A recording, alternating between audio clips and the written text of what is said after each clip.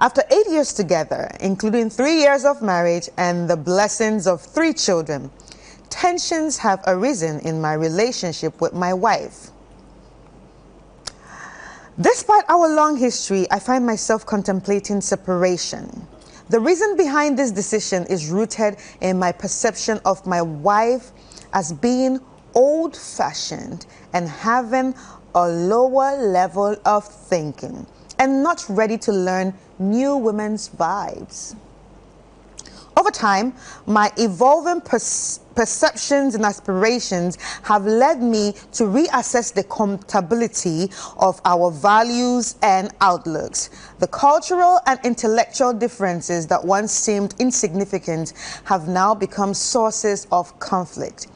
Despite the shared history and the beautiful family we have built, I yearn for a connection that aligns more closely with my evolving world view.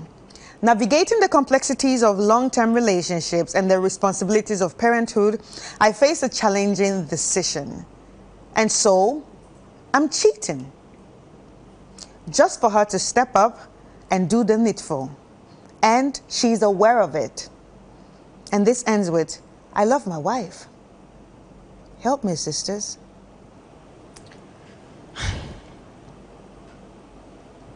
Okay, you see, there is something we don't speak about enough. Right. That is, even with friendship, when you read the Laws of Power, it speaks about this thing. Even with friendship, once you are evolving or moving ahead or upgrading, and the people who are friends with you, I always tell my daughter this. When you go to, say, from JSS to a particular A-class school, as we call it in Ghana, your friends who were not able to make it to the A-class schools, you automatically, gradually unfriend each other. It's normal. True. When you look at even friends, when you start to grow as well, those who went to university, if you were not able to go to university the same year after school, you start to unfriend each other gradually. It's a very unspoken, subtle thing. They will do it to the point where you will get the message, you will get the memo, and you will withdraw, or they will just move on so fast that you can't catch up. You get to a point in life when people have made it, they were your friends at some point in your life, and you have not made it, or let's call it, you are not as rich as them or as affluent as them. True. What then happens is, now there are conversations you can't have when you are sitting around these people. You will naturally shrink or withdraw from that circle. It is normal with everything, but I've noticed when it comes to marriage, women especially, some men do it as well, but you notice that especially with women. I will hold a brief for our men today. Especially for our women, we think, oh, the person I've married must take me as I am for the rest of our lives. He is a human being, he is not God. The person you have married is also evolving. His thinking is evolving, his feelings are evolving, everything is, his thought process, everything is evolving. Now, once you don't evolve with time and with the changes that he is going through, he will feel like you are not up to whatever level he is upgrading to anymore. And then what happens is, they are tempted to look around the people where they are now to feel like they match up to. When you look at it closely, even men, naturally, when they are going to get married, they look at a woman who matches up to the standard that they are. Recently, I was reading a story where the woman was talking about how she was selling in Makola, and she helped take care of this man. The man finished university and even went to do his master's in the UK. She sold to make sure that, and then when the man came back, the man said he didn't want to marry her anymore. I'm like, madam, what were you thinking? Exactly. He has gone to the UK now. He's seen white girls. He's seen all kinds of girls from different ethnic groups. He's seen beautiful girls. He's sat in class with some of them. When they are speaking, they are answering questions. He's looking at them. And now he comes back home and he can't have any conversation with you because his level of thinking has upgraded naturally. So then now, if he doesn't want to marry you anymore, it is not because he's a wicked person per se. Because certain things just fight your common or the conscience as well. Because now he's thinking, where can I take you? Who can I introduce you to? Blah, blah, blah. There's a lot of things men think of when they are making some of these decisions. Now, when that comes into play and he's someone that those things matter to, mind you, a lot of different people, different things matter to different people. If he's someone that is conscious, he's been taught he's gone through life in such a way that his conscience is above everything else. Good moral is above everything else. He may end up marrying you. But if for him, how he looks, aesthetics is his main focus. Yes, yes, yes. I remember I was looking for a place last week, and then my daughter said, this house is not nice. I can't tell my this area is not nice. I can't tell my friends I live here. Aesthetics. Aesthetics. So if the man is someone that aesthetics matter to, then of course you have to match up to him. Exactly. But I also think that he needs to speak to his wife. He needs to sit his wife down and have a meaningful conversation, bearing in mind that this is someone you said I do with, for better, for worse. So I think he didn't need to cheat, especially since he hasn't said to us in the letter that he's tried to, you know, have such conversations with him.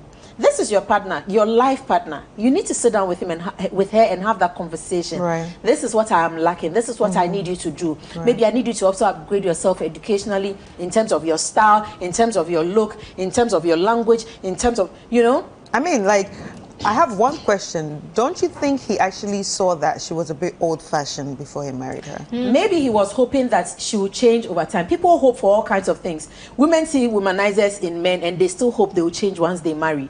A lot of people hope for all kinds of things when they are marrying people, which that doesn't change necessarily. It only gets worse with time. Right. But now that they are married, we can only try to nip the problem in the bud in the angle of married people. Right. So what he needs to do now is to have a conversation with this woman, tell her what and what you require, what and what will bring you joy, what and what will make you happy as a man.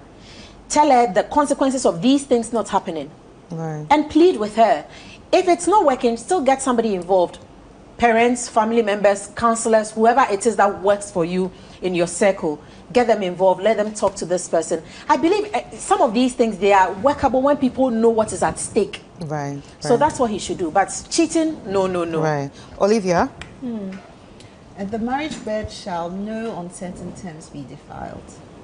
And for me, I think what stood out to me the most was when he said that I cheated on her, but I still love her. I am cheating. I am cheating on her. It means that alone is actually worrying. I am cheating. Yeah. It's not like I cheated, so help me. It's like he comfortably is admitting that he's actually cheating on her because he thinks that she's not meeting his standards now. And I honestly don't think that's fair on her. That's really not fair on her. What if she also decided that you're too much of a high-class guy, therefore she's also going to find some guy in some random corner and start cheating? How would you feel? It's sad that you didn't have a conversation with her, and it's also sad that you didn't also try to get in touch with your feminine side. I always say that women are not overly complicated beings, even though men feel we are. There are certain ways that you can actually get us on board. There are certain subtle ways. For example, have you bothered to take her to a makeup artist to say, honey bunny, let's go out, I have a surprise for you. Take her out to a makeup artist. Let her, tell her I have a surprise for you. Let her make her up. Take her out shopping and say, it's on me today. What kind of clothes? Take her to a particular shop. What kind of clothes do you want to wear? What kind of things do you want to do? Try a G-string today? Not even that. Buy her lingerie. Yeah. She'll be home. Do you even know your wife's bra size? Do you know what kind of makeup brand is good on her? Go to, I don't want to give free adverts, but go through the trouble, find out what her bra size is, go out and find her some sexy lingerie with some sexy nightgown and bring it and tell her, honey bunny, I want you to wear this for me tonight. She will be surprised. I don't expect her to be like, oh, I'm not going to wear it, or you can't bring this to me. And even if she's like that, you never know. Well, no. I said at school. Exactly. But I said, no, this is of the devil. No, please. And just tell her tonight, I want you to be my prostitute. Tell her that. And take it to another level. I don't see why, okay, she's like rigid, but there's subtle ways in which you can sort of make her come onto your side. You have to do it little at a time, gradually, and have conversations with her, because I'm sure that whoever it is that you're going out with is, doing things that you want. So if you know in your heart that you don't want to cheat, unless you're happy cheating on her, because I don't see how love can be communicated as I love you, but I'm cheating on you. I don't have any intentions to stop. I don't have any intentions of bringing my wife onto my end of the bargain. And you're like, what are you doing about it? This is supposed to be for better, for worse. Then the day that you decided in front of God and in front of men that, you were going to spend the rest of your life with her, what were you thinking? And I'll use this opportunity to also reach out to women out there that really, sometimes some women just feel like after they get married, they're okay. Yeah. They have a couple of children, they are okay, because it's almost like something they've been dreaming and wanting, and then finally opportunity is here, and then, okay, it's like, okay, then what next? Finished. But they forget that the day that you say I do is a completely new, different chapter. It's actually difficult, to invest in the love in your marriage, the togetherness, making time to be with each other. It's tough. The journey has just started. So you have to be intentional about making each other happy. It's about being empathetic of each other, putting your feet into each other's shoes and deciding, okay, my priority is to make you happy. And his priority is also to make, her, like vice versa. Yeah. It's not just one person's responsibility. And until you decide that you actually want to do something about ensuring that you make your home an amazing haven, whereby you wouldn't make it an opportunity to go out and look for happiness outside. Trust me, I am yet to find somebody who has cheated and who is happy. Right. There are people who cheat because their conscience is dead. If you have a conscience in you, and if you appreciate what it means to keep your matrimonial bed holy in the eyes of God, I don't think that you do this. I think that you need to get up and start investing in ways in which you can get your wife to come onto your side in terms of what you want, what you don't want. Do you even know whether there's certain things that you do that she doesn't like? You don't. Yeah. So I feel it's like it's a 50-50 thing. Reach out to her and try little by little and win her over. Right. Rosie, so what are your thoughts on when he said, I am cheating, just for her to step up? What does that even mean? So, for me, that statement and one other statement in there jumps out at me as someone. Okay, let me take it from here. I don't think that the man married an unfashionable woman. It's just that it's part of the phrase, it felt like they're doing some form of long distance relationship. So he evolved, and then the woman didn't evolve in a direction in which he was expecting her to evolve. But I feel like his style is, do this or else I will do this. Do this or else I will do. Because how can you say that you are cheating on her so that she will get the message and she knows? Yeah. It means that you have told her that, look, listen, I like your hair to be like this. I like you to wear dresses like this. If you can't do it, then I'm going to the shop to find another merchandise that can give me this. So for me, what jumps out at me is that, look, maybe the way you are communicating your desire for her to change her looks is the problem. Because that issue about women getting married and, allowing themselves to just go, it is a fact. Especially when children start coming in. Your priorities temporarily change. You are more like a caregiver for your children, and you just want the best of them. And look, you can't be slaying when there's milk oozing out of places and messing things up. You can't be slaying the whole time. At some point, you just need to be comfortable. Baby needs to be comfortable. And unfortunately, a lot of women get stuck in that space. So it's important that we also keep ourselves going, because men naturally are moved by what they see. Yeah. We can't take that away from them. They are moved, even though you have a perfect wife, a beautiful wife who is taking care of your home and everything, your wife needs to attract you, and it's a given. You understand? So we can't say that, oh, forget about what the man sees is not important. It's very important. But even as women, forget about the man being attracted to you. We should we should strive to be a better version of ourselves each day. You said something on one of the shows some time back that when a woman is letting go of herself and she's getting, you don't understand. You need to work out. You need to eat right. You need to do this. You need to do this. You need to do that. It's important that as women we take good care of ourselves so that we keep the attention of the man. However, see, whatever the woman is doing or not doing right, there is no excuse, and I keep saying this. to look for solace in a third party. There is no excuse for that. Yeah. What is the agenda? Where is it going to end? Yeah. And half the time, the other person who is coming in has not struggled with you, has not suffered with you, doesn't even have children, probably doesn't have children yet, doesn't have children with you, so she can afford to slay and do everything that she wants you to do. But if that person is presented in the shoes of your wife, to actually live with your controlling nature, take it or leave it. If you don't do this for me, I'm going out. Maybe that person will be worse off than your wife. Yes. So it really doesn't solve any problem. You are just compounding your issues more by one, sharing your wealth and your resources across board. And there's this issue of soul ties. I've been talking about it. You are married to, marriage is, for me, it's a spiritual exercise. I mean, dating, yes, boyfriend, girlfriend, but once you get married, it moves from a certain level to another level. And that's why sometimes if the devil wants to attack your marriage and things, when they want to attack you, they find that union, that's what they attack. When you are dating, things can be rosy. As soon as you get married, then things start getting murky. You understand? So marriage is a spiritual exercise. So for me, what you do and don't do in marriage is very important. If you were dating, for instance, and you say this girl is not meeting up to your standard, I would have said, look, if she's not appealing to you and she doesn't take your boxes, don't waste time. Yeah. Don't do this. But the moment you are married, it's a spiritual exercise, and you have vowed not just to yourself, but to God and everybody that was gathered there present, that this is the person that I want to spend my life with. It's the power of the tongue. You have declared it. You have declared your intentions.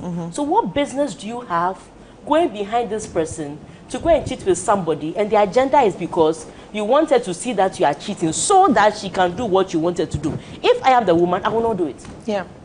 And you know, her not doing it or her not even listening to him could be also because of the mood. Yes, and his emotional, he's actually emotionally abusing her. And you know, that also causes a woman's or someone's brain to shrink or thin, and they're not self-aware. So they're just there. They're just there. They lose themselves. They're just there. So Chris, for instance, let's take, you see, you have very beautiful natural hair. For the viewers who don't know, this is actually her own hair. This is not an attachment or anything, it's her own hair, right? Now you have very beautiful hair. Let's assume you've never texturized your hair in your whole life. This is how you feel it. This is how you think beauty is. Now, because he's seen people wearing Peruvian hair, manner of hairs, he wants to insist that you do not show your African hair and that you should always be in straightened hair. You see, some of the changes you require, it requires a drastic change in what the person's fundamental beliefs, desires, or what they think beautiful is to them. You see, it's good to let people progress, especially when it comes to intellectual front or maybe how to speak among people and all of that. You are progressing. But there are certain things. If the person is neat, the person's body is well preserved, she takes good care of herself, she doesn't dress to embarrass you, and she looks okay, I think you should allow some of these things, because in as much as we are married, we don't have to lose our individual uniqueness in a marriage. We still have to maintain a certain level of our individuality, or worst case scenario, we can do half and half. Luckily, in these days, we have wigs that are close to, you know, the norm. So occasionally you can do this, sometimes you can do that. But I tell you this, no woman, no meaningful woman goes into a marriage with the intention of frustrating the husband. True. No woman goes into a marriage with the intention that, look, I'm going to marry to leave this man. I'm going to marry to frustrate the woman. Very few witches do that. But most people go into marriages because they really want to spend some time with a man. So if you communicate properly, you talk well, you yourself, you position yourself, like my sister said, take her to a parlor and, you know, give it as a birthday gift. Yeah. Then, or both of you should go to a spa, go for a massage or something. You know, when you do things like that, then you are also trying your possible best to sort of like, let's do it together. Right. It's like exercising. You say your wife is not fit. Go jogging with her, go walking with her. Nothing stops you from doing that. But you go to the gym and you go and exercise with all the testosterone, and you come home and tell your wife that she's not fit. Who should work her out? Sure. You know, so I'm just saying that, look, sometimes when it comes to marriage, it's a 50-50 thing. But women, let's try and take care of our bodies. The men need it. On that note, we'll take a quick break and then we will come back and check out the second letter.